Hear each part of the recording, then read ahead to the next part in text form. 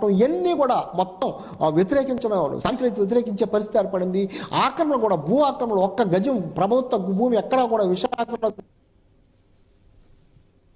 Right, thank you Vasu. So మొత్తం మీద చూస్తున్నాము ఇక్కడ ఏదైతే చక్క పనులు కూడా అడుగులు ముందుకు పడుతున్నాయి, కూటమి ప్రభుత్వం ఆ దిశగా ముందుకు వెళ్తుంది. సో మొత్తం మీద అయితే ఇప్పుడు దీనికి సంబంధించి కూడా మనకు డీటెయిల్డ్ అనాలిసిస్ ఇవ్వడానికి మనతో అందుబాటులో ఉన్నారు మన్యం కోటేశ్వరరావు గారు, రాజకీయ విశ్లేషకులు. కోటేశ్వరరావు గారు, చూస్తున్నాము ప్రజలు ఎన్నో ఆశలతో కూడా ఈ ప్రభుత్వాన్ని తీసుకుని వచ్చారు. మరి ఇలాంటి సందర్భంలో ఇంకా మరికొన్ని క్షణాల్లో కూడా చంద్రబాబు నాయుడు ప్రమాణ స్వీకారం చేయబోతున్నారు. ఆయన ఈ సూపర్ 6 అంటూ కూడా ముందుకు రావడం జరిగింది కూటమి ప్రభుత్వం మేనిఫెస్టోతో. అయితే మీరేమనుకుంటున్నారు, దేనిపైన తొలి సంతకం చేస్తే బాగుందని మీ అభిప్రాయం? ఇప్పుడు దేని మీద తొలి సంతకం చేయటం అనేటువంటిది అదొక మానసికమైనటువంటి ఒక మైండ్ గేమ్ తప్ప అనేకమైనటువంటి సమస్యలు రాష్ట్రాన్ని పట్టి పీడిస్తున్నప్పుడు అన్ని సమస్యల మీద సంతకాలు కాదు అమలు జరపాలని చెప్పేసి జనం కోరుకుంటారు. అందువలన ముఖ్యంగా నిరుద్యోగం గత ప్రభుత్వ హయాంలో లేదా అంతకుముందు ప్రభుత్వ హయాంలో కానివ్వండి, టీచర్ల ఖాళీలు, అదేవిధంగా ప్రభుత్వ ఉద్యోగుల ఖాళీలను భర్తీ చేయలేదనేటువంటి విమర్శలు గతంలో ఎదుర్కొన్నారు. చంద్రబాబు నాయుడు గారు కూడా అదే విమర్శలు ఎదుర్కొన్నారు మా మొదటి 5 సంవత్సరాలు.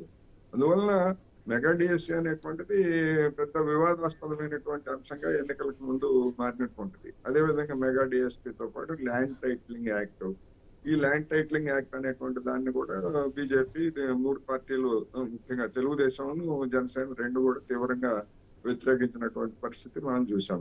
అందుకని నా అభిప్రాయం ప్రకారం ఆ ల్యాండ్ టైటిలింగ్ యాక్ట్ అనేటువంటి దాన్ని తర్వాత రద్దు చేస్తారా, లేకపోతే తాత్కాలికంగా పక్కన పెడతారా? తాత్కాలికంగా పక్కన పెట్టేందుకే ఎక్కువ అవకాశాలు ఉన్నాయనేది నా అభిప్రాయం.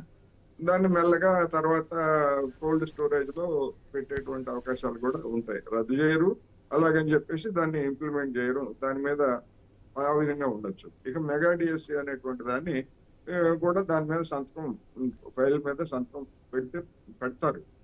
దానికి అన్నిటికంటే ముందు మిగతా అనేకమైనటువంటి అంశాలు చర్చకు రాబోయేటువంటి రోజుల్లో. ఇప్పుడు ఇందాక మీరు అన్నారు ప్రధానమంత్రి గారు ఏమి మాట్లాడతారు లేకపోతే ఏమి చెప్తారు అని. ప్రధానమంత్రి గారు చెప్పడానికి ఇప్పుడు ఆ రాజధాని ఉన్నదనుకోండి, ఈ రాజధానికి సంబంధించి జనంలో ఉన్నటువంటి కన్ఫ్యూజన్ ఉంది, లేకపోతే మేధావులుగా ఉన్నటువంటి వాళ్ళలో ఉంది, లేదా మీడియాలో కూడా ఒక కన్ఫ్యూజన్ అనేటువంటిది ఉన్నది. ఏమిటంటే రాజధాని అంటే సచివాలయము, మన అసెంబ్లీ, అదే విధంగా హైకోర్టు, ఈ 3 ఉన్నటువంటి వ్యవస్థలు ఉన్నటువంటిది రాజధాని. ఇక నగరం అంటారా, నగరం అనేటువంటిది ఆ కాన్సెప్ట్ వేరు. నగరం అంటే జనావాసాలకు సంబంధించినటువంటి అంశం. అందుకని ఈ 3 అంశాలకు సంబంధించి కేంద్ర ప్రభుత్వం గతంలో ఏవైతే మిగతా రాష్ట్రాలకు ఇచ్చిందో అవి ఆంధ్రప్రదేశ్కి కూడా ఇచ్చింది. ఆ ఇచ్చినటువంటి దాన్ని చంద్రబాబు నాయుడు గారు ఏం చెప్పారంటే, ఇవన్నీ కూడా తాత్కాలికమైనటువంటి కట్టడాలు, తాత్కాలికం కాదు, తాత్కాలికంగా ఈ కట్టడాల్లో ఈ ఆఫీసులను పెడుతున్నాము, తర్వాత శాశ్వతంగా ఉండేటువంటి భవనాలను మేము తర్వాత నిర్మిస్తాం అనేటువంటి అభిప్రాయాన్ని రాష్ట్రంలో కల్పించారు. ఆ విధంగా రాష్ట్ర ప్రభుత్వం ఎంచుకున్నటువంటి ఎజెండాకు అనుగుణంగా శాశ్వత కట్టడాలు అంటే ఇప్పుడు మన చంద్రబాబు నాయుడు గారు లేదా గతంలో తెలుగుదేశం వాళ్ళు చెప్పినట్టు 1,00,000 కోట్లు లేదా ఇంకా ఎక్కువ లక్షల కోట్లు, ఇవన్నీ అంత మొత్తం కేంద్ర ప్రభుత్వం ఇస్తుందా అనేటువంటి ప్రశ్న. దాని గురించి ప్రధానమంత్రి ఏం చెప్తారు అనేటువంటిది కూడా జనం ఆసక్తిగానే ఎదురు చూస్తున్నారు. ఇక పోలవరానికి సంబంధించి పోలవరానికి ఆల్రెడీ దాని నిర్మాణానికి అవసరమైనటువంటి నిధులు ఇస్తామని కేంద్ర ప్రభుత్వం కమిట్ అయింది. రాష్ట్ర ప్రభుత్వం నిర్మిస్తా ఉంది. ఆ నిర్మించిన దానికి అనుగుణంగా రీఎంబర్స్మెంట్ తీసుకుంటా ఉంది కేంద్రం నుంచి. కానీ ఇక్కడ పోలవరానికి సంబంధించినటువంటి ఒక ప్రధానమైనటువంటి సమస్య ఏంటంటే అందులో మొత్తం 3 కాంపౌండ్లు ఉన్నాయి. ఒకటి సాగునీటికి సంబంధించినటువంటి అంశం ఒకటి, రెండోది విద్యుత్ ఉత్పత్తికి సంబంధించినటువంటి భాగం. ఆ విద్యుత్ ఉత్పత్తికి సంబంధించినటువంటిది మేము దాన్ని కమిట్ కాలేదు, మేము కేంద్ర ప్రభుత్వం కేవలం సాగునీటి కాంపోనెంట్ మాత్రమే మేము ఇస్తాము అని చెప్పేసి చెప్పింది. దానికి చంద్రబాబు నాయుడు గారు కూడా అంగీకరించి రాష్ట్ర ఖజానా నుంచి విద్యుత్ ఉత్పత్తికి సంబంధించినటువంటి నిర్మాణాలు అవన్నీ కూడా చేపడతామని చెప్పారు.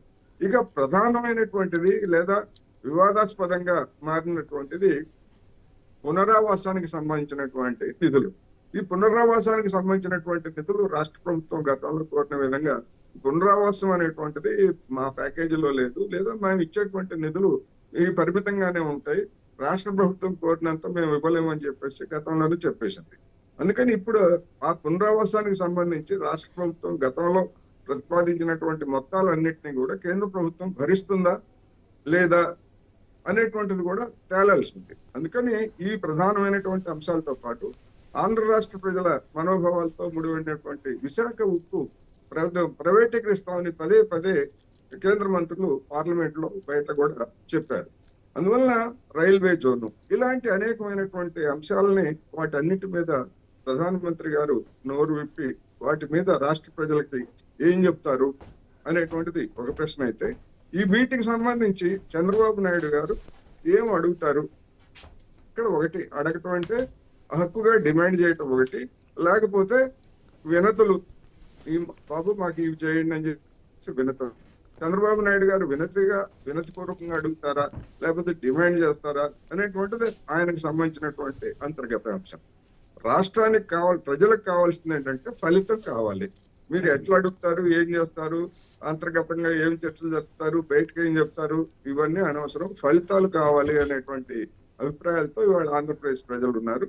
అందుకని ఇవాళ ప్రధానమంత్రి గారు, అమిత్ షా గారు వీళ్ళంతా కొలువు తీరుతున్నారు కనుక వీళ్ళందరూ సమక్షంలో ఏం చెప్తారు అనేటువంటిది మనం విన్న తర్వాత దాని మంచి చెట్ల గురించి చర్చించుకోవచ్చు అనేది నా అభిప్రాయం. ఓకే అండి, కోటేశ్వరరావు గారు అలాగే ఉండండి. ఇక మనతో పాటు బండారు రామ్మోహన్ రావు గారు, ఆయన కూడా రాజకీయ విశ్లేషకులు, ఆయన కూడా మనతో పాటు జాయిన్ అవుతున్నారు. అంతకంటే ముందు ఒకసారి అప్డేట్స్ చూద్దాం. ఇంకా మరి కాసేపట్లో కూటమి అభ్యర్థిగా చంద్రబాబు సీఎంగా ప్రమాణ స్వీకారం చేయనుండగా ఉప ముఖ్యమంత్రిగా జనసేన అధినేత పవన్ కళ్యాణ్ తో పాటు మరో 23 మంది మంత్రులు ప్రమాణ స్వీకారం చేయనున్నారు. కాగా చంద్రబాబు